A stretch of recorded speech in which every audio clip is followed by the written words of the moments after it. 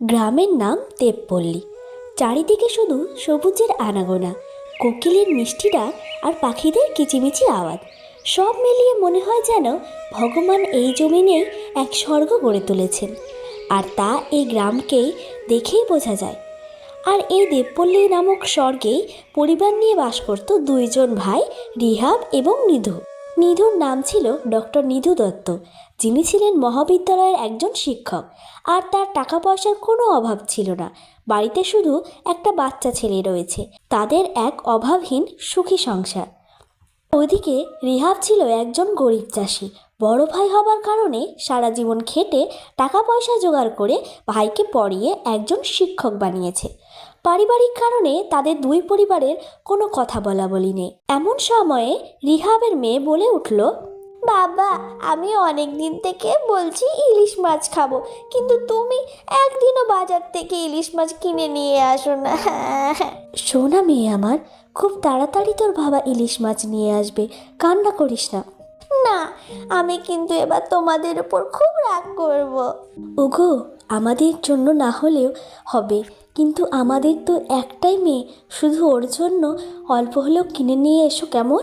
তারপর সোহানার বাবা জমি থেকে তুলে আনা সবজিগুলো নিয়ে বাজারে বিক্রি করার উদ্দেশ্যে চলে যায়।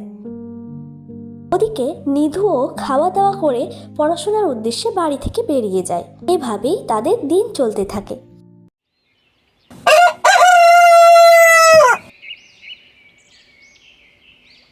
হঠাৎ করে একদিন নিধুর বউয়ের প্রচণ্ড শরীর খারাপ হয়ে যায়, আর সে কোনো কাজ বাড়ির করতে পারে না। কাজেই বাড়ির খাওয়া দাওয়া পর্যন্ত বন্ধ হয়ে যায়।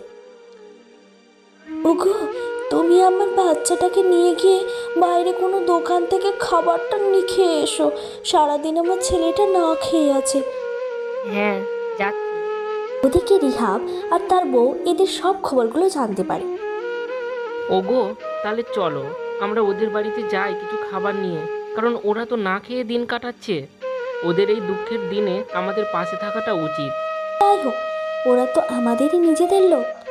চলো, আমি তাহলে রান্না করা খাবারগুলো নিয়ে আসি। নিধু বাইরে খেতে যাবে, এমন সময়ে রিহাব আর ওর বউ ওদের বাড়িতে এলো।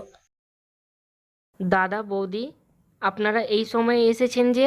কেন, আসতে পারি নাকি? তোমাদের জন্য খাবার এনেছি, এই নাও দাদা, তোমরা খেয়ে নাও।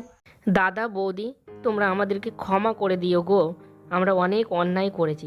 তোমরা এত কিছুর পরেও আমাদের খারাপ সময়ে আমাদের পাশে এসেছো, এটাই আমাদের ভাগ্যের ব্যাপার।